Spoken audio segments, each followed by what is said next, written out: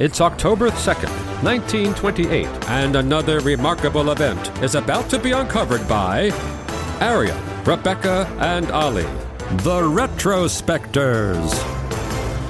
Dan Brown is responsible for a lot of unforgivable things, but perhaps the most inaccurate in his repertoire is his conspiratorial take on Opus Dei, the secretive religious order founded today in history in 1928. And look, I've been digging for dirt, and it seems to me to be just a bunch of Catholics who are into self-flagellation. Even Mother Teresa did that. Well, this interest in religious-based self-harm seems to have come about during a spiritual retreat for priests, which was held in Madrid in 1928, and Jose Maria Escriva was this 26-year-old priest. And after celebrating Mass on the day that we're recording, he said he received the divine mission of bringing Opus Dei to the world, and he immediately understood that it was his mission to create a group that would be what he called an intravenous injection into the bloodstream of society. Yeah, Escriva had only been ordained for 3 years. He was zealous, he was young, he was full of energy, he was intelligent, he'd studied law at one point, but he was also emotionally intelligent. He was able to present a public persona that emphasized that he was totally adherent to the church hierarchy. This was not a challenge to the Catholic Church. He was incredibly charismatic, described by many as very funny and down to earth. Some accounts did suggest that behind closed doors, he was ambitious, secretive, prone to outbursts of temper, and furious sessions of self-flagellation, which left the walls of his room spattered with blood.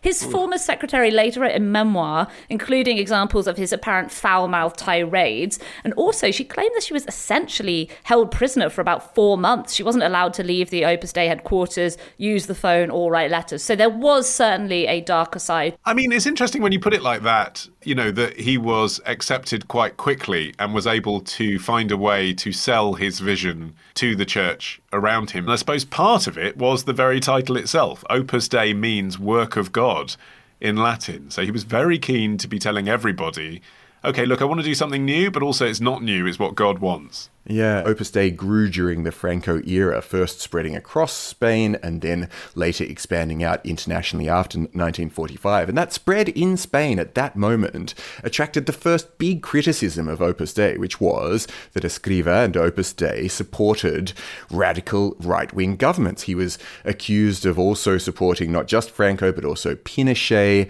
and Alberto Fujimori in Peru in the 1990s.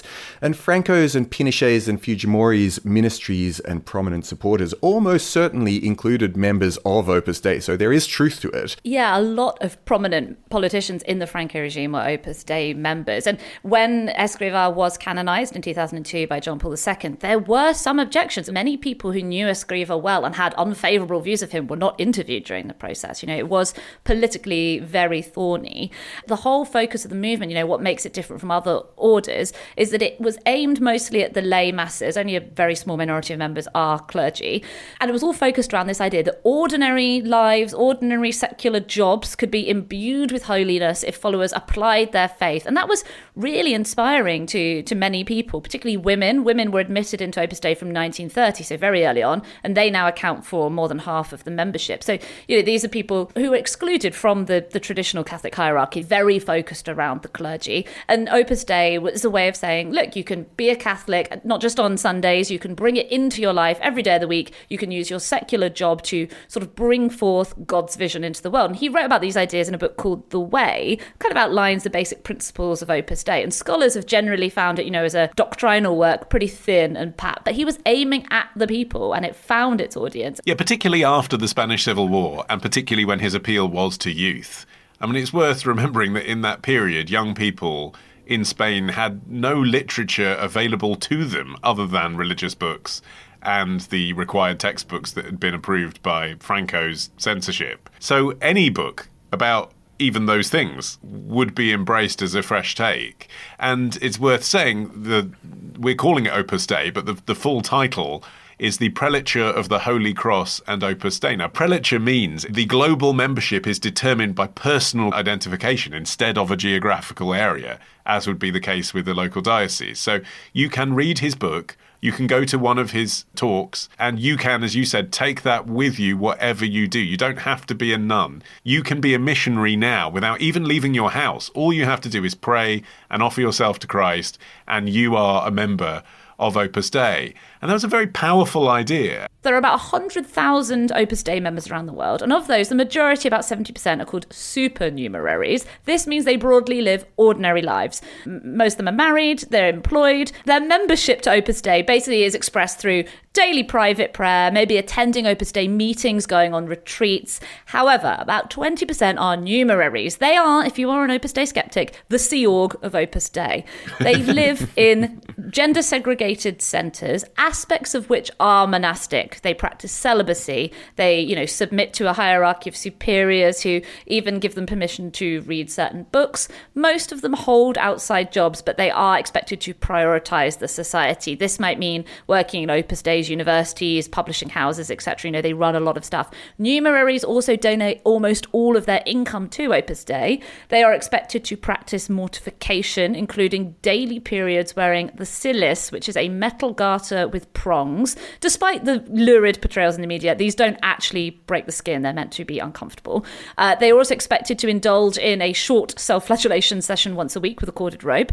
One weird mortification rule is that male numeraries sleep on the floor one night per week, but female numeraries sleep on a hard board every night. This was actually put in place by Escriva himself, who said women needed the extra resilience to bear the pain of having to give up children to practice celibacy in Opus Dei. What? Yeah, there's a whole corps of assistant numeraries who are all women who are responsible for domestic upkeep of Opus Dei centres, including cooking and cleaning for the male numeraries as well as the female numeraries. What I don't understand is why this makes Opus Dei in the kind of conspiratorial imagination uniquely dark, when almost everything that you've just said can be applied to pretty much every Catholic sect, including the really mainstream ones. And like I said at the top, this is what Mother Teresa's order did, right? They had nuns and they did corporal mortification and they had to effectively groom young people into their sect. I mean, they don't call it that because it's mainstream religion, but that's what it is. That's what Opus Dei do.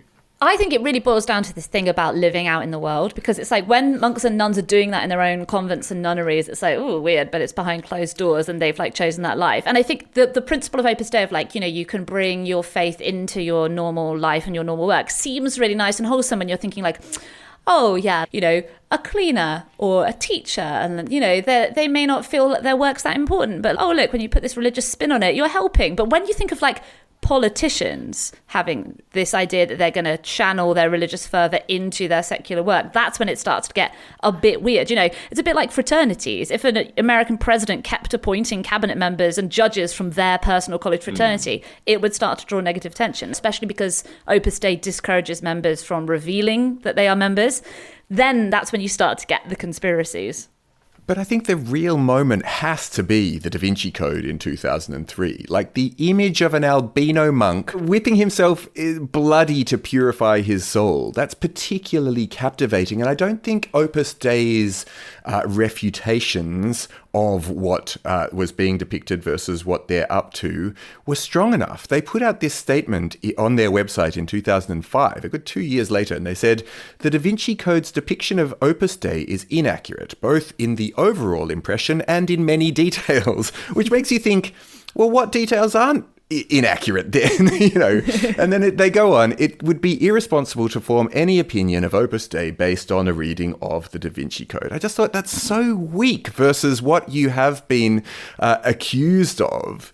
I find the whole concept of corporal mortification, the deliberate experience of pain or discomfort so as to become closer to God, just such a bizarre concept. What's the idea? Is that it makes you appreciate what you've got?